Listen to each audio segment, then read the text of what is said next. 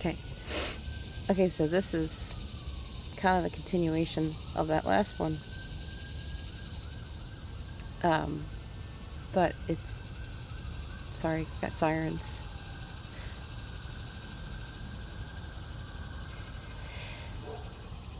And the dog. And Henrietta. Actually, I think she gets quiet when I start talking. That's why you never hear her. The chicken next door. Yes, my neighbors have a chicken. And you thought I was strange. Actually, that's not strange. And I wish we could do that too. But no way until we get some order around this place. And that's definitely going to mean me creating order around this place. I messed it up. I got to fix it.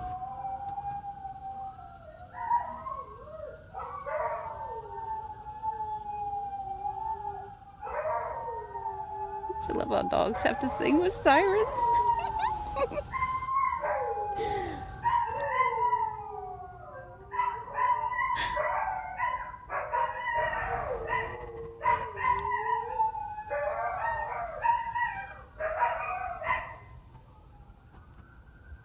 And that concludes our video of dogs singing with sirens. Thank you for joining us. Next time, we're going to have cat fight meow. I don't know. I forgot what I was even going to talk about. It was something about the birthday party. Oh, yeah. Trusted parent. Oh, no, I was going to make an actual video of that.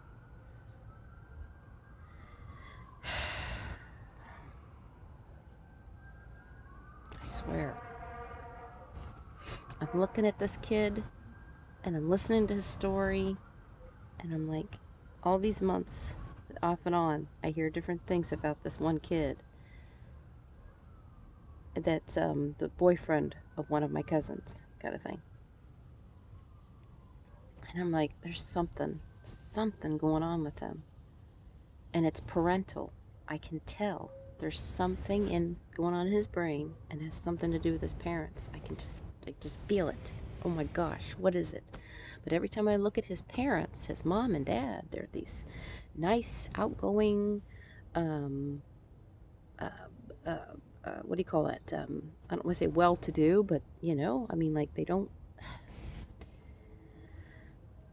You just don't get a sense that they're, are they perfect parents? No, I'm sure not. But you just don't get a sense that there's, anything's wrong. Nothing. So, but yet my brain is like, okay, I know he's functional minded. So there's one. I knew that one. But then there was this extra edge to it, and I'm like, there's something about his parents. There's something messing with his brain, and it has something to do with his parents, but I can't figure this out. That's his mom and dad. I don't understand. And I just, oh my gosh. Come to find out, and I knew it. Oh, tea leaves knew it. Okay, come to find out, that's his father, but that's his adopted mother. His mom died. I knew it. I knew it. I knew it. Same as my other, we'll call him cousin. He's not a cousin, but I can't remember. I knew something was going on with his parent thing too, but I couldn't put my finger on it. And it was driving me crazy because I'm like, I'm not losing my touch. I know my brain is telling me something. My brain is telling me. I'm looking at the situation going, well, I've heard about his mom and dad, and that's his mom and dad. The other, we'll call cousin, uncle, whatever he is. Come to find out, So for the one cousin I was first talking about, that's his father biologically, but not his biological mother. And for the other guy I was talking about just now, the cousin, uncle, whatever you want to call him, that's his mother, but not his biological father. Now, here's where it gets tricky. This is why, even for the person themselves, they can't see it.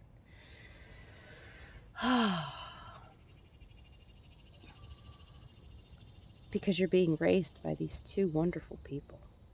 Whether you're being adopted, full adoption, or being adopted by one parent and biological by the other, whatever you want to call it, regardless, you're being loved and cared for and raised by these people, and they're wonderful, and they give you every opportunity, and they're just doing something they didn't have to do, but they're doing it with all the whammo and gusto of a real parent. And I mean, and beyond that, I mean, they're just, how could you possibly be upset with somebody for doing something like that? How could you possibly look, how could there be any negative way of looking at that? So then, of course, if someone were to even voice, well, that's not my real parent, other people would look at them like, but they've done so much, but they're right? Right? And even the person themselves, even when their brain does every once in a while whisper to them, here's the issue, we don't listen. We do not listen when our brain says what the issue is, because it doesn't make sense to do that. If our brain says, Dad's the problem, because he's not Dad, or Mom's the problem, because she's not Mom. Well, no, but they've done everything for me. But no, that can't be right. But that's what it is. If my theory is correct, that's what it is. So, there's two ways that this affects us. There's trusted parent, and then there's just regular parent. Now, this is in general, speaking for everybody. Sometimes we notice it, sometimes we don't, whatever, that one kid seems to be, I don't want to say favored, but there's just something about that one kid of yours or the couple kids of yours that just kind of click a little bit. I mean, you love and care and get along, whatever, with all your children, right? No one ever wants to say someone's favored, right? Right. Although I know someone who does that, but that's a whole other story. Anyway, so we don't necessarily favor our children, but there's just some children that there's just something about them that we just kind of connect with somehow. Almost like a shh kind of connection, right? Same goes for kids. One parent, there's just a shh connection. For me, it's my dad. I love my mom. I love my mom to death. We've had this conversation even. I told her, I said, I love you, and when you die, I'm going to be very sad. But there's going to be something about when Dad dies that's going to break me inside. I'm going to feel like something is missing. Here's why. So just like when Mom teaches you how to, like for me, sew, or Dad teaches you how to hang some drywall, work on a car, something, right? That's a conscious effort for our brain to learn from our parents. But, and I have no proof of this, none, I believe, though, that our subconscious is also learning from our parents the same way our conscious is. It's different information, but it's information still. Now, like I said, this is generally speaking about all parents. With all parents, there is a DNA link, right? So you think of it like little links in the brain that connect you to this other person, as well as to this other person. Think of it like a bridge, whatever you want to think of it as. When one of those links is broken, or that bridge is not there, the brain has to make sense of this loss or this missing to begin with. And again, whereas we may consciously be able to sit there and say, well, I lost my mom when I was 5 years old, and I know that, that does not mean the brain understands. It understands Mom's gone. It doesn't understand why. Kids are selfish. Just by nature they are. And when one child loses a parent, it doesn't make sense when the other kids across the street still have their mommy or daddy. Or the kids down the street there, they have their mommy and daddy. And because of being selfish in the brains, like I said, naturally they are children, it makes even when they do come across somebody who's also lost a mother or father, it's still kind of a very selfish way of looking at things. The brain, not the child themselves. This is the difference. This is not the child themselves. This is the brain. Looks at this differently. Why do they have a mom or dad and I don't? I mean, you can just see that. A little kid asking that question, right? But inside the brain, I mean, they're doing it outside the brain too, probably. But it's not about the outside of the brain. It's the inside of the brain that we're looking at here. Because that's the one that's going to be affected and stay affected and cause issues down the road, because it's the part of the brain that needs things to make sense. There's a part of the brain that needs life and death to that extreme, needs things to make sense. There's the other part of the brain that rolls with it. Whatevs. Can't make sense of something, we use that part to roll with it, to move on, to, because we can't just sit here and go, this doesn't make sense, this doesn't make sense, this doesn't make sense, this doesn't make sense. Like you've seen on people who have depression, their faces, they're just kind of paused. Yeah, right. But we can't just stay like that, can we? We still have to eat, go to the bathroom, even things like that will keep us moving somewhat along in life. There's no pause button. Well, the brain created one, depression. But anyway. So we can't stop. Our brain can't figure it out. And the same information it had before that couldn't make sense of things from, it's most likely the same information it still has. So things still can't be made sense of. This is affecting that kid.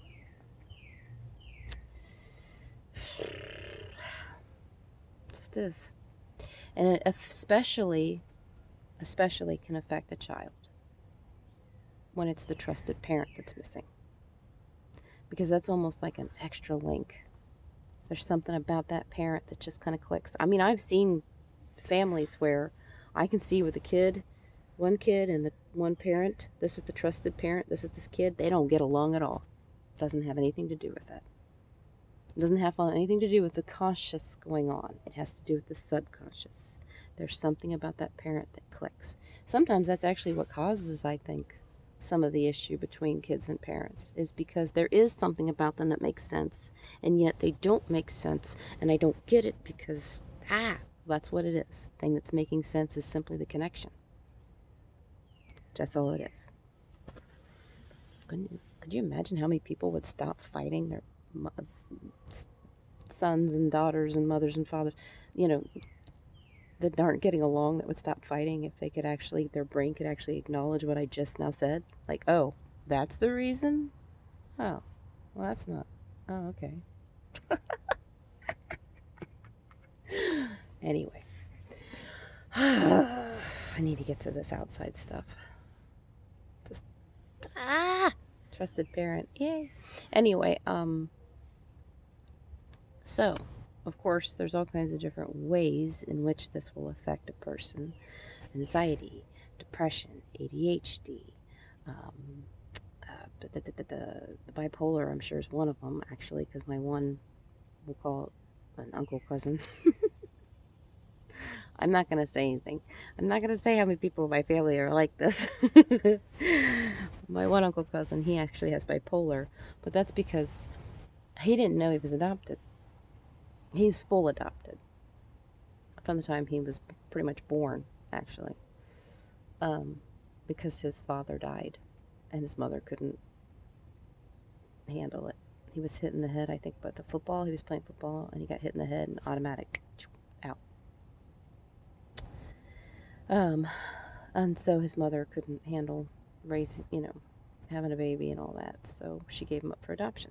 And here we go again. These two wonderful people adopted him.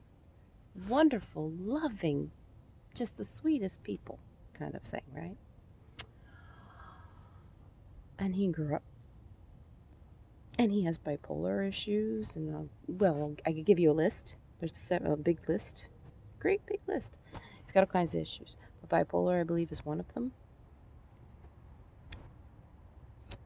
So, I think one of the reasons that happens, in particular, like with the bipolar thing. Okay. So basically, it's like again, here's the difference between the conscious and the subconscious. I consciously look at this woman, and call her mother and say, I love you, Mom. And this man, I love you, Dad. All while the brain in the back is saying, no, no, no. Because calling them mother and father, even though in our world that's okay, even if that's not your mom or dad, right? But that's the emotional brain. The ability to call somebody something that they are not is the emotional brain. Functional brain has, for a fact, this is your title and this is why this is your title. So even though it made sense to the functional brain, actually, because by title, they were mom and dad, that's how they were called, the brain was also at the same time, the subconscious will say, saying, no, no, but that is my mom and dad. Yes, but no. No. Yes, no. Yes, no. See the bipolar? See the extreme from one to yes to no? It's like your brain is having to... I'm trying to remember exactly what I said about bipolar. It's almost like the brain knows the truth. All at the same time, it has to lie in order to deal with the world, in order to deal with what's being told to the brain by the rest of the world. The brain is like, this is what this is, and the world is saying no, and in order to exist in the world, you have to play by the rules of the world. So you have to lie to yourself.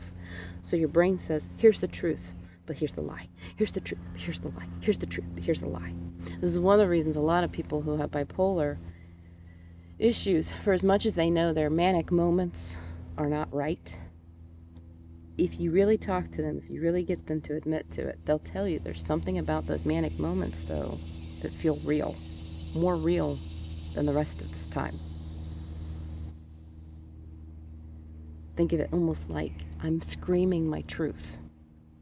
What they're actually screaming is not the truth. It might not be the truth at all. But the idea is the same.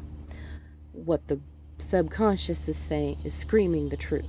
What comes out, what we hear, or even the person hears, says, sees, whatever, is not, it's been translated to something else that is, we'll say, easier to deal with. Because there's a reason why the brain's lying to itself, having to do this lying to protect you. So it has to keep lying. Which means even when it does scream the truth, it's screaming the truth, out here it still has to be a lie. Maybe something that's true, legitimately true, but it has to be a distraction, basically. It has to be something that's true to the brain, an issue of some sort, but it has to be a distraction to distract you from the real truth, because the real truth still can't be made known, still can't be dealt with, still can't be figured out. And if you, in order to continue living life, moving forward in life, your brain has to keep lying, so to speak. We'll call it lying. It's not lying to the brain. It's protecting you. Unfortunately, like an overprotective parent, it's overprotecting you, which actually ends up harming you. But that's how it works. It's trying to protect you. So actually, every time you show your mental illness, by the way, that's actually your brain working correctly. That's your brain working correctly. Sorry, but it just is. Doesn't look like it, I know. But there are some times where someone is screaming the real truth out loud. But I'm going to say most of the time not. Because there's a reason the brain is suppressing that truth. Just like it suppresses memories, changes memories even, to protect us. It does a lot of other stuff too, and that's one of the things it does, is lie to us. So that we, when we say something, we're telling the truth. It is the truth. But it's really not. It's like people, I can't tell you how many people out there are sick, mentally sick, but they're not. The brain gets used to working a certain way, and unless there's a reason in which to change it, not a reason that makes sense to you, but a reason that makes sense to the brain, it's not going to. Why would it? Why should it? Give it a reason. Why should it? This works, and as long as it works, if it's not broken, don't fix it, right? I mean, it's broken, but if it's not, then don't. Same as your windshield. Yes, it's got so many bugs splayed across it that you might as well open a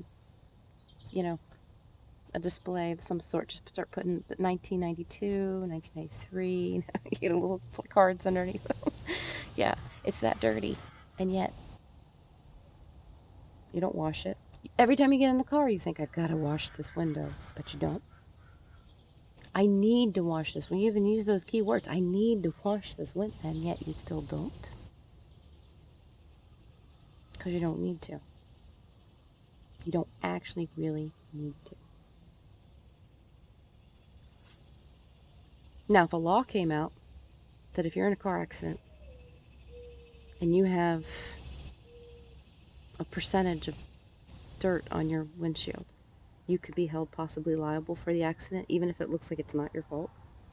Like if it's one of those accidents that happens where it's your fault, no, it's your fault, it's your fault, no, it's your fault, and the insurance companies have to step in and figure it out, who's actually at fault.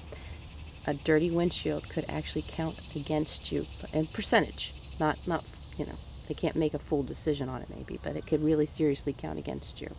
Maybe even they could make a full decision on it.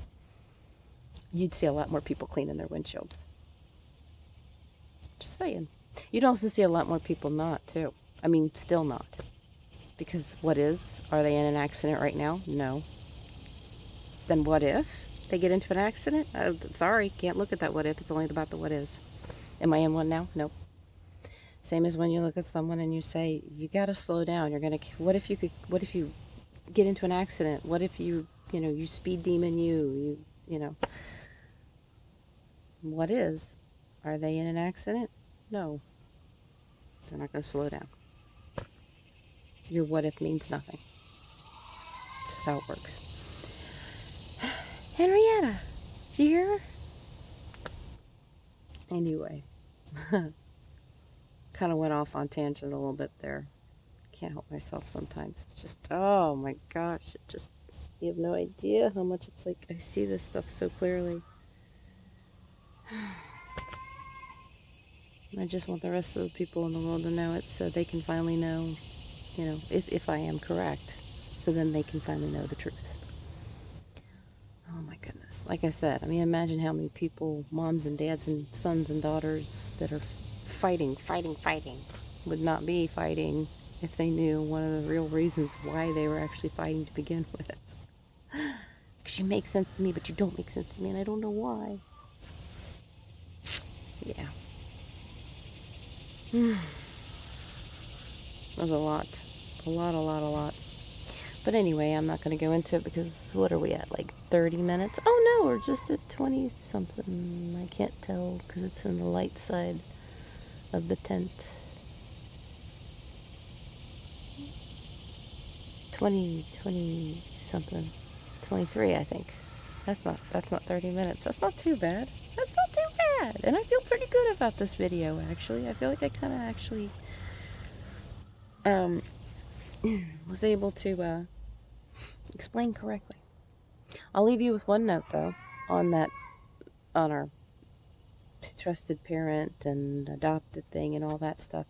I'll give you an example. I think I've said this before, but hey, I'll do it again. There is a man in jail, as far as I know. He's currently in jail for life for killing his mother and attempting to kill his father. Now, there's this particular story, I've seen two different versions of it on TV, and they're a little different from each other, which is odd, because it's like, well, facts are facts, right? So how are you going to change those? So I don't really know the whole story, we'll say, for that reason. But basically, they're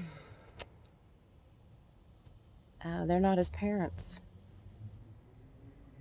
Supposedly he has a sister, I don't know if it's his biological sister, adopted sister, or if it's their biological daughter or what. She turned out fine. I think she was adopted too. She turned out fine, but he didn't. But you know one thing I noticed? He's functional minded. She's emotional minded. Now, that does not necessarily mean that all people who are adopted that are functional minded are going to have issues with it.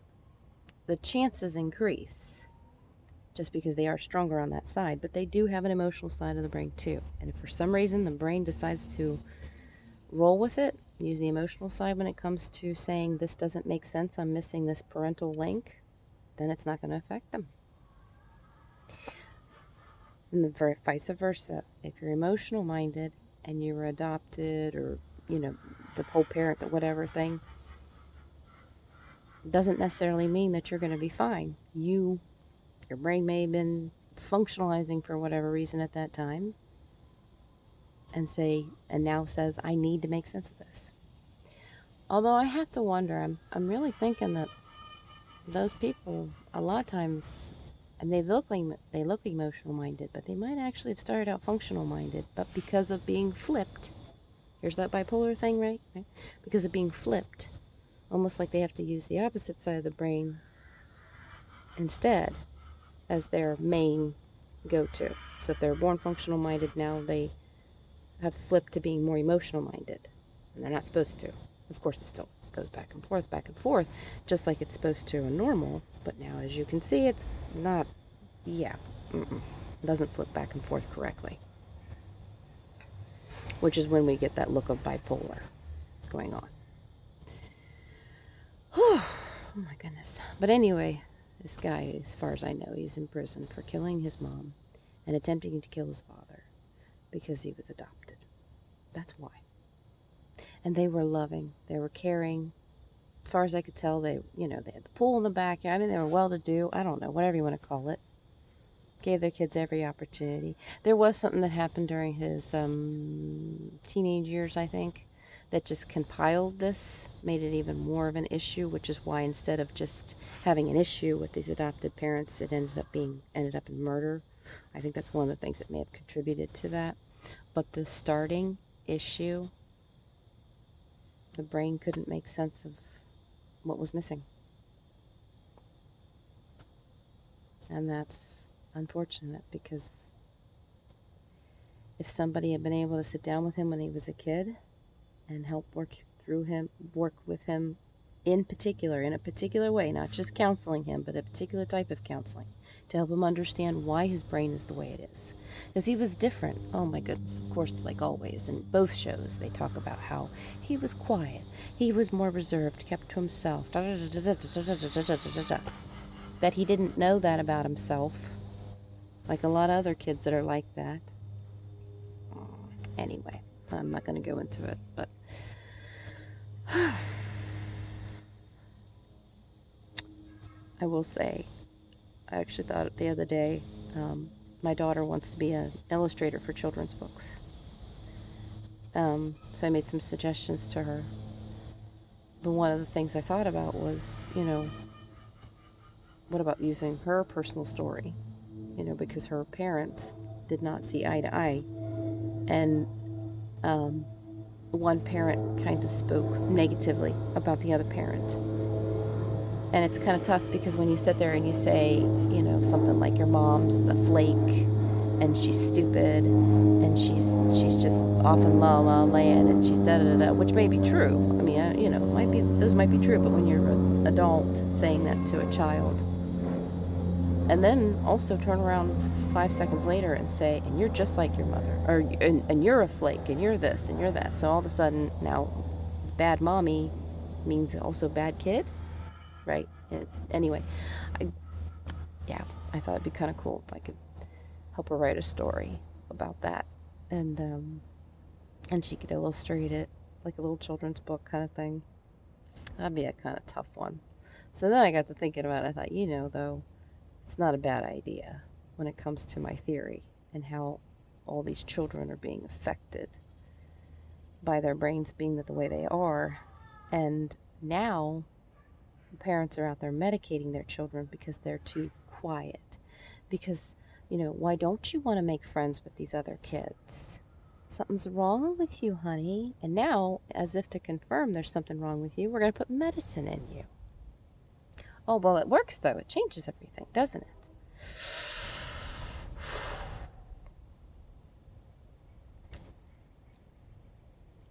I can't say too much, because for some of those children, that will actually work. Because you've given their brain an opportunity to see a possible what if in real time. And if they can say, oh, that makes sense, then it will work. Then the medicine's okay. But if the brain feels forced to change, if you are changing it by force, then it cannot make sense of that. You're going to have problems. Because not only have you just told this kid there's something wrong with you, and we have to put drugs in you to change that, and there's been something wrong with you since birth. You just told them they were born wrong, they were a bad idea, nothing about them is working right. Not them. Keep in mind, not them. Oh, you loving parent, you doting all over your little child. Your brain. You've told their brain that. And that's going to come back on everybody, including that kid later on. So, I'll leave you with that. Because I should shut up. This is the kind of stuff I have problems with sharing these things, because it's like I'm dooming and glooming people without knowing for a fact that I'm right. And that's not fair. That's not right. But I can't help it, because I do know it's right. I do know it's true.